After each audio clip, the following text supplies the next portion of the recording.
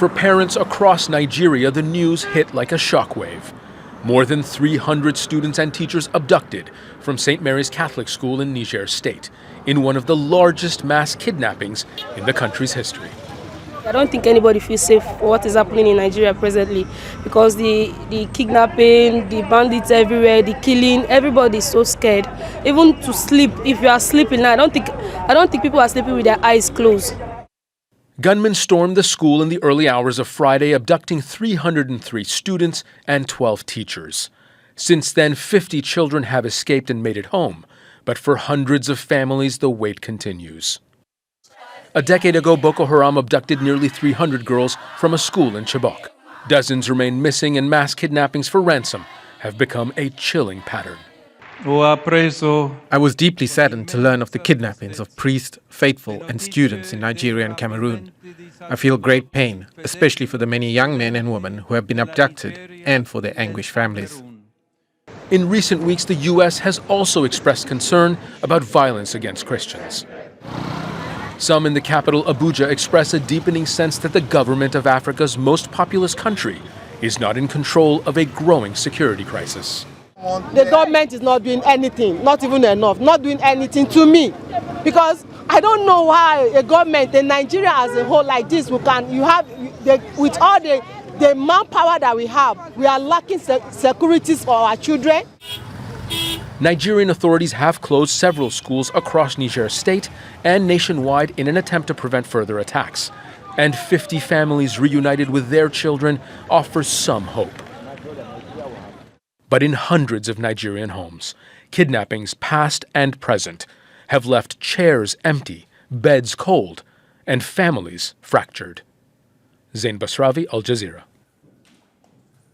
Well, Malik Samuel is senior researcher at Good Governance Africa, a non-profit organisation focused on improving governance across the region. He joins us live from Nigeria's capital, Abuja. Good to have you with us. So, Malik, first of all, why is the government unable to protect schools, places of worship from these kinds of repeated attacks? Thank you for having me. This is a symptom of the general insecurity that Nigerians feel. And this is simply because the government is unable to secure a lot of the remote communities, across the country, especially in the north, where these attacks are happening. Very close to the borders, So this is not just limited to places of worship or schools. It extends to communities. It extends to the highways. It extends to farmlands. So it's about the general insecurity. But why, Samuel? Why this has been going on for more than a decade? Why isn't the government able, at this point, to have secured these places? I think you can basically say it's the lack of the political will to secure Nigerians. It is not about resources. It is more about politicians not fulfilling their promises, to protect the people. So it is about the political will that is not there, at all.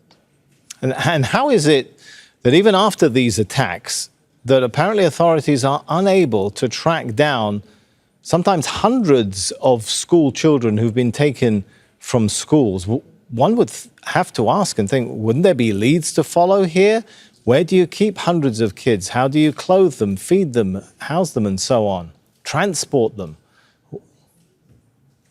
This is the exact questions that Nigerians are asking, because it makes it seem like these people are ghosts. It is not possible to take hundreds, of students, and just disappear into thin air. And this is why Nigerians are so worried about their own safety, because if the government does not have a clue about the whereabouts of hundreds of students less than 24 hours after they are taken, it says a lot.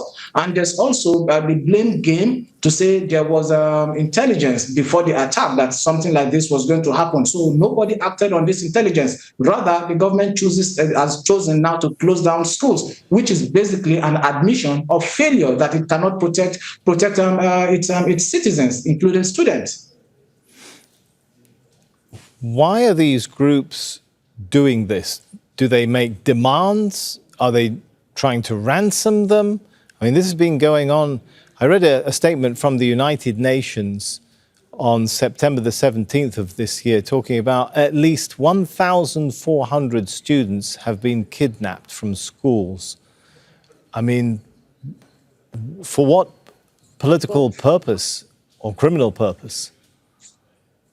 For the gangs, for the groups that are engaged in mass abductions like this, the primary aim is to make money, it's ransom. So it is driven by criminality, the need to make more money. But then you have another group like the Boko Haram group and also the Lakraba group that are driven by religious ideology. But most of these mass abductions that we've seen recently are driven by criminal need to make money. So most likely these students will be freed eventually, but then government has to pay heavy ransom, to secure their freedom. So it is basically about money making, which at the end they will use to carry out more attacks. This is not the first time, not the second time that we've seen the same thing, and government having to pay money to secure the release of abductees.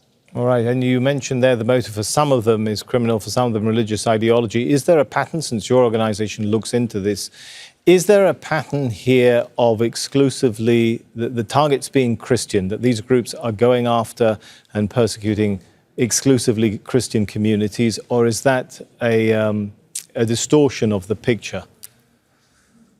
It is absolutely not correct that this is specifically targeting Christians, because if you look at the last two abductions, the recent abductions, one in Kebbi State, the 25 girls abducted. These are Muslim students. Then the latest one, the over 200 or 300 that were abducted, these were in a Christian school. But if you look at the complexity or the dynamics of insecurity in Nigeria, it is not targeting or limited to a particular religious group. This affects everybody across all religious divides. So it is very, very wrong to categorize the conflict in Nigeria as